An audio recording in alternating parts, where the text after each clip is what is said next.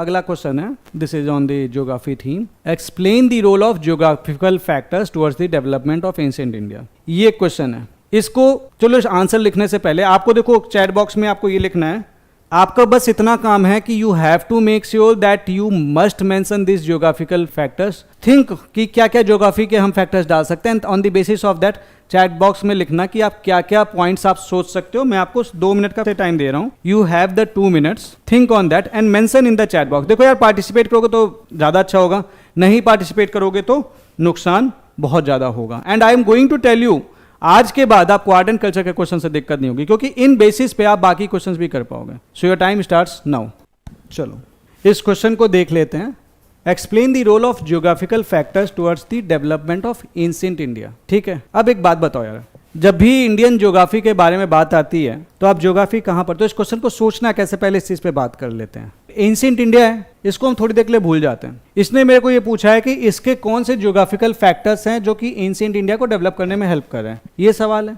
अब जब भी ज्योग्राफी की बात आती है तो आप क्या सोचना शुरू करते हो, जस्ट टेल मी, आप सोच के बताओ। ज्योग्राफी की जब भी बात आती है तो हम इंडिया के बारे में सोचना शुरू करता है कि इंडिया कहाँ पे लाई करता है। We can think in terms of India की लोकेशन क्या है। अब इंडिया के लोकेशन की बात करते हैं तो हम इंडिया की लोकेशन हमेशा बात करते हैं कि भैया एशिया में किस जगह पे है, what is it's positioning. India की लोकेशन के बारे में बात करते तो हम ये डिस्कस करते कि भाई नॉर्थ साउथ स्ट्रेच का कुछ फायदा हो रहा है, ईस्ट वेस्ट स्ट्रेच का कुछ फायदा हो रहा है कि नहीं। इंडिया की लोकेशन के बारे में बात करते तो we always go for the ocean side भी, क्या इंडियन ओशन की प्रॉक्सिमिटी से कुछ फायदा हो रहा है। And that is the NCERT वाला chapter also. If you remember, आपके क्लास 11th की एनसीईआरटी में क्या लिखा हुआ है, चैप्टर नंबर 1 इंडियाज लोकेशन, वहां तो सीधा सीधा बताया हुआ है। तो जब भी मैं ज्योग्राफी का कोई भी सवाल सोचता हूं तो मैं उसके टर्म्स में सोचना शुरू करता हूं। Then I start thinking in terms of geography. क्या हिमालयाज का कुछ रोल हो सकता है, बहुत ही स्ट्रक्चर्ड वे में है चीजें। हिमालयाज के बाद अगर आप जाएंगे ड्रेनेज सिस्टम पे, तो क्या ड्रेनेज सिस्टम के चलते कुछ हो रहा था, is it affecting somehow the settlements. इसके बाद मैं जाऊंगा थार डेजर्ट पे, डिजर्ट एरिया है, इज इट अफेक्टिंग समथिंग। इसके बाद मैं जाऊंगा डेक्कन प्लेटू पे, क्या ये प्लेटू का कुछ कर रहा है, या फिर कोस्टल रीजन्स पे मैं चला जाऊंगा। ठीक है, so this is the thing. Then after that फिर ड्रेनेज सिस्टम खत्म हो गया। ड्रेनेज सिस्टम के बाद क्या आया था वहां पे chapter, just remember, if you will be thinking it in terms of like, ये चैप्टर थे जिनका मैं आपसे बात कर रहा था। तो मैंने ये एनसीईआरटी से निकाला हुआ है, that is from the class 11th NCERT. India पढ़े थे तो हम लोकेशन पढ़ रहे थे, then we were discussing about the structure and physiography, and that is given in the NCERT. यार आपको जब भी ज्योग्राफी के कोई भी पॉइंट आएगा, चाहे इकोनॉमी का हो, चाहे आपका दिस इंटरनल सिक्योरिटी का हो, इवन कहीं का भी हो, एथिक्स का भी हो, कहीं का भी हो, कभी भी ज्योग्राफिकल फैक्टर आएगा, think it in terms of NCERT का इंडेक्स क्या है। Then you have the drainage system which I discussed. अगर मैं ड्रेनेज सिस्टम की बात करूंगा तो मैं प्राइमरी 3 को जानता हूं, Ganga river system, Indus river system, Brahmaputra river system, and then peninsular rivers वाली बात आ जाती है, बहुत करेंगे तो कोस्टल रिवर्स की बात करें तो 4-5 हैं जो मुझे दिमाग में आ रहे हैं। फिर क्लाइमेट के बारे में बात कर सकता हूँ, मानसून का हमेशा एक रोल रहता है, तो मानसून के टाइम पे चीजें कैसी हो रही होंगी, या फिर we have the different climatic zones due to the monsoon, तो उसकी क्लाइमेट किस तरह से वहां पे चीजों को अफेक्ट कर रही होंगी, तभी तो मैं ज्योग्राफी का में डिस्कस करूंगा। ये आपने पढ़ रखा है, vegetation, you have somewhere the evergreen forest, somewhere you have the deciduous forest, is it playing any role, क्या इसका कोई रोल है। And the type of soil, जैसे कि हमने पढ़ रखा है कि you have the black soil, black soil lead to the, black soil में क्या हम अच्छे से उगाते हैं, हम कॉटन उगाते हैं। एलिवियल सॉइल में हम अच्छी खेती कर सकते हैं, तो वहां पे जब अच्छी खेती कर पाएंगे तो लोगों का सेटलमेंट इजी होगा। और ब्लैक सॉइल होगा तो हम वहां पे लाइक कपास उगा पाएंगे, कॉटन उगा पाएंगे, तो वहां पे टेक्सटाइल इंडस्ट्री बन सकती है। कुछ कुछ इन पॉइंट्स के बेसिस पे अगर मैं अपने आंसर को स्ट्रक्चर करने की कोशिश करूं तो क्या मैं एक बेहतर वे में अपना आंसर नहीं लिख सकता हूं, थिंक ऑन दैट। अब इसके बाद इंडियन ज्योग्राफी का एक और चैप्टर है, दैट इज दिस, जो इंडियन ह्यूमन ज्योग्राफी है, ह्यूमन एस्पेक्ट। मैं उस फिजिकल ज्योग्राफी को ह्यूमन एस्पेक्ट से लिंकअप करना शुरू करूंगा, तो मैं हर एक पॉइंट के साथ एक्सप्लेन करने की कोशिश करूंगा, is there anything that I can add on to that in terms of pollution. तो यस, गंगा रिवर सिस्टम में जो पॉपुलेशन जो बनी, पॉपुलेशन के चलते आई, क्योंकि लोग सेटल हुए, तो I start thinking in terms of population, इसलिए this has the dense population, Magadha empire, Banaras के आसपास जो चीजें बनी।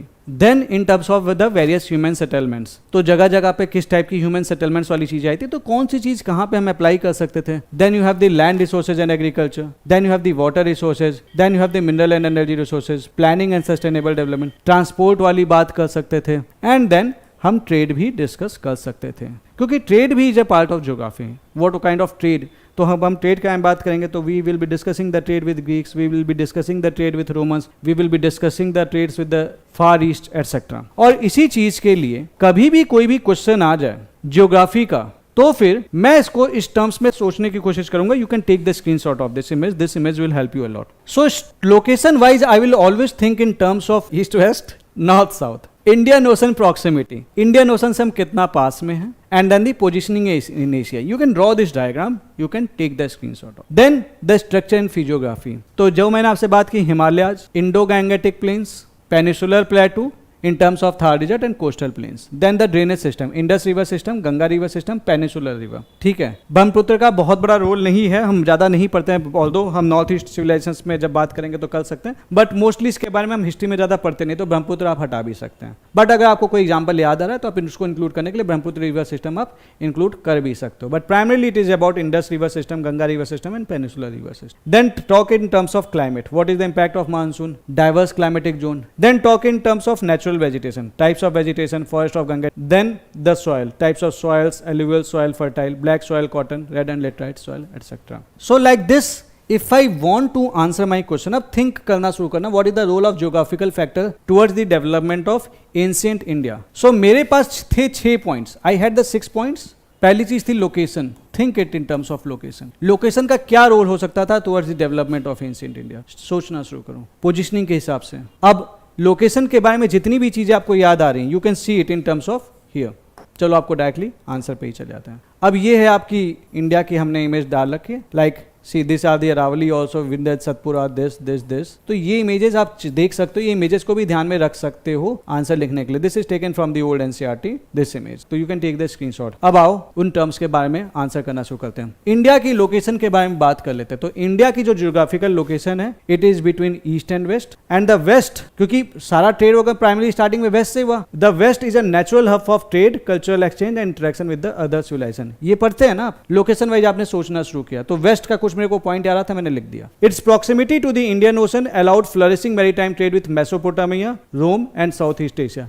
सपोज करो कि अगर इंडियन ओशन से प्रॉक्सिमिटी नहीं होती and there would have been a land frontier in terms of other country, तो हम ट्रेड कहां से करते? तो Indian ocean has helped in that becomes a geographical feature, जो आप यहां पे लिख सकते हैं in terms of development of ancient India. Roman gold coins found in Tamil Nadu confirm this link. और ये तो एनसीईआरटी में जो कोर्स चला, मैं आपको बताऊं, ये रोमन गोल्ड कॉइन्स अभी इससे रिलेटेड, अभी I was taking up a chapter in economics, जब मैं क्लास 7 का पढ़ा था, तो जो हमारा एनसीईआरटी का कोर्स चल रहा है ना, आई हैड डिस्कस दैट. बड़ा प्यारा एग्जांपल है, you will love that points. आपको मैं बता दूं, एनसीईआरटी जो नई वाली आई है ना, दैट इज फैबुलस, जो उन्होंने इन्फॉर्मेशन दी है, जो नॉलेज दी है, और वो आपको ऑलरेडी हम लोग फ्री ऑफ कॉस्ट पढ़ा भी रहे हैं इस चैनल पे, वो आपको लाइव सेक्शन में मिल जाएगा. Apart from that we you can also go for that paid one, तो उसमें हम नोट्स वगैरह भी प्रोवाइड करें. तो Aman sir, Rohan sir, they are teaching you, and Gaurav sir ने तो हिस्ट्री इतने प्यारे तरीके से बता रखी है ना, जो आप लिटरली आपको पूरा याद हो जाएगा. और इकोनॉमिक्स तो मैं खुद ही करा रहा हूं, तो इसके एग्जांपल्स ना आपको बड़े प्यारे प्यारे एग्जांपल्स मिलेंगे कि how that was happening. Then the central position of India in Asia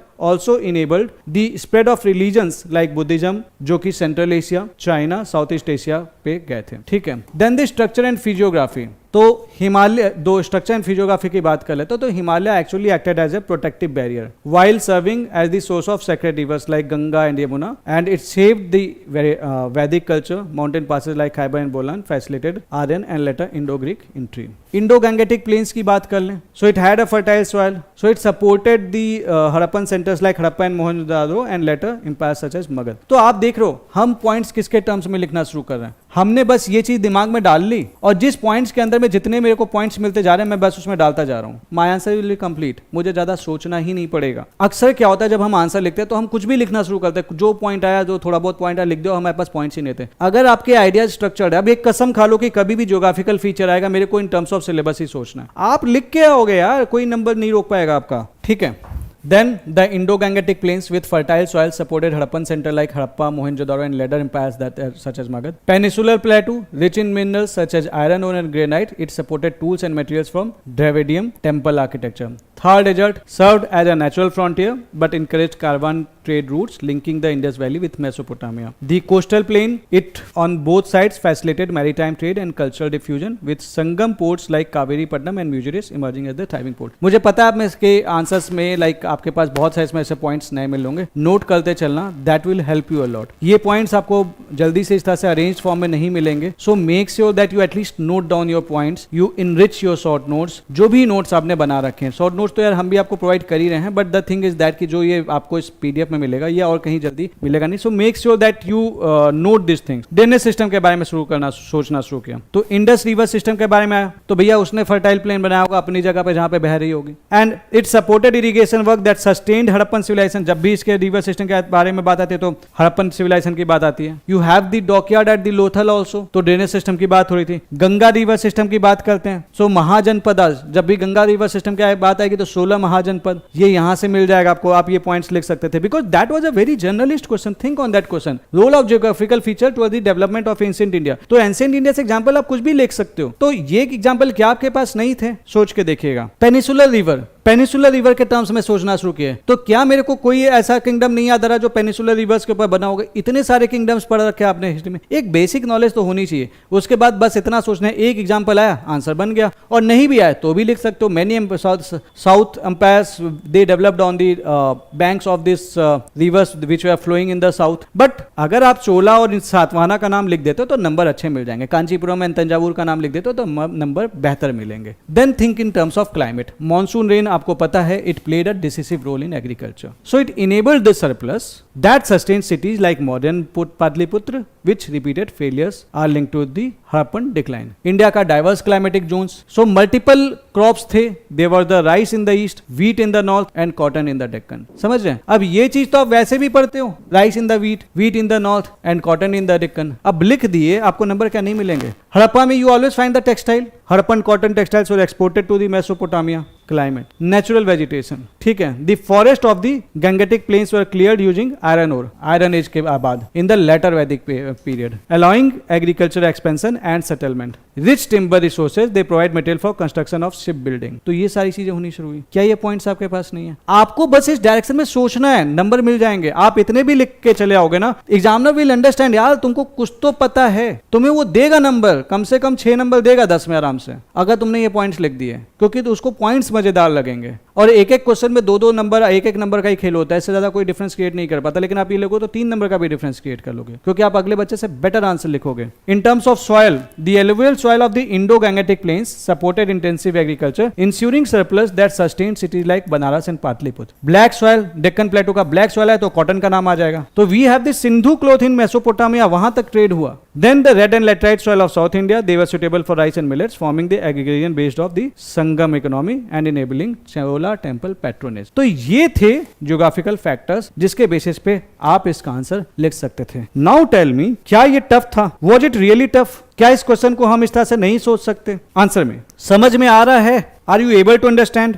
कुछ पॉइंट्स क्लियर हुए हैं आपको कि इस टाइप के क्वेश्चंस कैसे करने? कभी भी ज्योग्राफी का, अब कुछ भी पूछ देगा ज्योग्राफी का, चाहे वो मेरे से सोसाइटी में पूछेगा, चाहे वो मेरे से इकोनॉमी में पूछेगा, चाहे वो मुझसे पॉलिटी में पूछेगा, इवन चाहे मुझे एथिक्स से पूछेगा, मैं उस सब्जेक्ट का फ्लेवर ध्यान में रखूंगा. जैसे मैंने इसके एग्जांपल्स, इसकी लैंग्वेज, इसके टर्म्स में ही लिखे हैं, लेकिन मैं पॉइंट्स, ब्रॉडर पॉइंट्स यही रखूंगा. इतना कर लिया ना अगर आपने, नंबर आपके कदम चूमेंगे. और इसके लिए हमें कुछ नहीं करना है, बस हमें इतने डायमेंशंस, क्या इतने डायमेंशंस याद नहीं कर सकते? तो सिलेबस का पार्ट है यार, ठीक है. ये देखो एक क्वेश्चन है.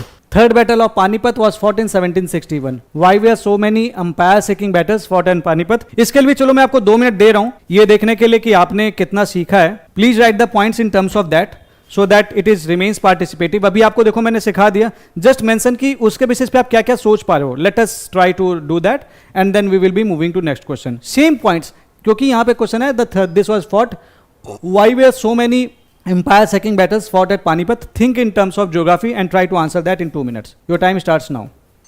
So, the third battle of Panipat was fought in 1761. Why were so many empire-shaking battles fought in Panipat? मैंने आपको बताया था कि इसके पॉइंट्स आपको सोचने. चलो पहले आपके पॉइंट्स ही मैं देख लेता हूँ, then we will be discussing the answer. And I hope आज के बाद इस टाइप के क्वेश्चन में आपको कभी दिक्कत नहीं होगी. Location, physiography, drainage system, less rain in region, easy for fighting, plains and land leading to easier moving of fertilizer. चलो ठीक है ये points, but these are not the sufficient number of points. थोड़ा सा सोचना शुरू करते हैं. This is Panipat. This is Panipat. If I know the location of Panipat, I will come to know if Panipat is nearby Delhi, then इसकी एक proximity है, तो लोकेशन वाइज एक फेवरेबल पोजीशन हो सकता है कि तुम अगर पानीपत पे राज करोगे तो तुम दिल्ली पे राज करोगे. That is it's locational advantage. So like this I will start thinking on this on the dimensions जो बताए गए हैं. 3 बैटल्स लड़े गए थे 1526, 1556 एंड 1761. हर एक बैटल्स क्रूशियल था पॉलिटिकल डेस्टिनी ऑफ इंडियन सब कॉन्टिनेंट को शेप करने में. ठीक है. और ये देखो, ये एक इमेज है जो बैटल ऑफ पानीपत, इसके बारे में बताया हुआ है. लाइक कहाँ से इसकी क्या अप्रॉक्सिमिटी थी, नदियाँ थी, there was the river Yamuna which was flowing nearby, Maratha base यहाँ पे था. So something like that. And अगर मैं उसके टर्म्स में सोचना शुरू करूँ तो मैं इस हिसाब से सोच सकता हूँ. लोकेशन वाइज पानीपत हरियाणा में लोकेटेड है, नियर बाय दिल्ली. ये gateway to the Gangetic plains and political heartland of India है. जो भी पानीपत को कंट्रोल करता, क्योंकि यही चीज़ तो मैं बोल रहा था आपसे, आपको लोकेशन वाइज डिस्कस करना था, जो भी पानीपत को कंट्रोल करता वो दिल्ली को भी कंट्रोल करता, और दिल्ली को कंट्रोल करने का मतलब था हिंदुस्तान को कंट्रोल करना. And that is why even today Delhi is the capital of India. ठीक है. सो इंटायर नॉर्दर्न प्लेन्स को वो कंट्रोल कर सकता था. इसकी central location, it connected invaders from the north west to the fertile heartland of India.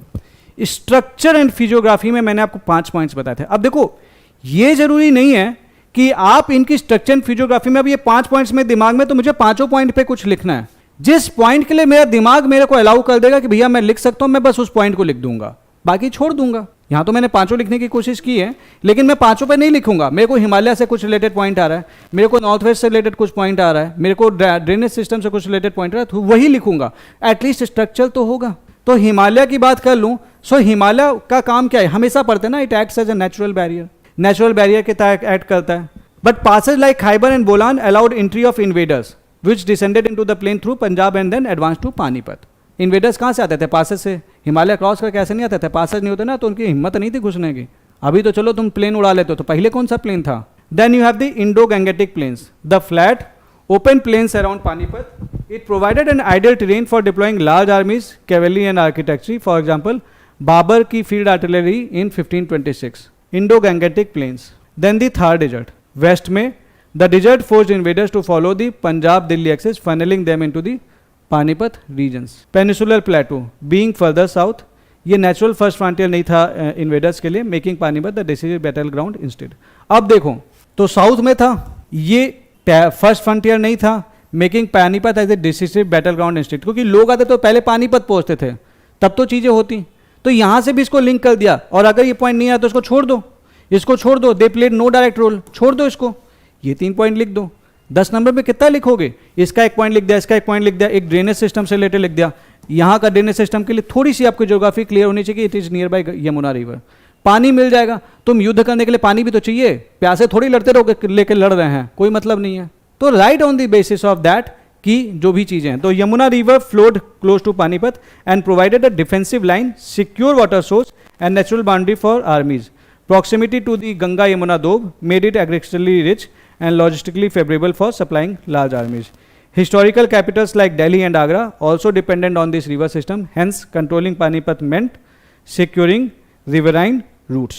Then the climate. Panipat region का जो climate था, it was moderate enough to sustain large armies during campaign. तो इसका जो climate था, ये moderate था, तो ताकि like there should be large army along the like this. The post-monsoon season was ideal for warfare, where fields were dry for cavalry movement and harvest available for the supplies. Post-harmonious monsoon season में लड़ाई वगैरह कर सकते थे, क्योंकि बारिश नहीं हो रही. बारिश हो रही है तो पता चला लड़ रहे हो, फिसल गए, उसकी जो तलवार है उससे तुम्हारी गर्दन गिरी और तुम मर गए, गर्दन कट के फेंका गई.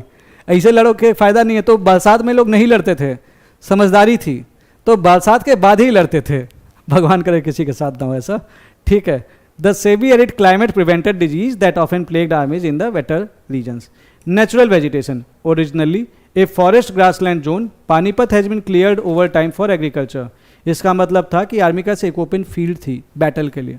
But also access to nearby wood and fodder for logistics. Absence of dense forest allowed clear battle formations, which was crucial for artillery and cavalry based warfare. Soils की बात कर लेते हैं. पानीपत के पास कौन सी सॉइल थी? एलिवियल सॉइल था। उसके बारे में थोड़ा सा पॉइंट लिख दो। The alluvial soil of Indo Gangetic planes around Panipat insured agriculture surplus. खाने पीने के लिए चीजें मिल जाएंगी, खाने पीने के लिए चीजें मिल जाएंगी तो राशन रहेगा, राशन रहेगा तो लड़ पाओगे, राशन नहीं रहेगा भूखे पेट कितना लड़ोगे। So which meant provisions were easily available for the large armies. अब इन टाइप से अगर आप इन पॉइंट्स को लिखना शुरू करते हो, ये बताओ क्या नंबर नहीं मिलेंगे आपको? कैसा भी क्वेश्चन जहां पे आप ज्योग्राफी को इंप्लीमेंट कर सकते हो इस तरह से, और आपको नंबर मिलेंगे। That is becomes very logical point, बस आपको उसके अराउंड ओरिएंट करना है। So like this you can write, and ये 2 डायमेंशन हमने डिस्कस कर लिया है।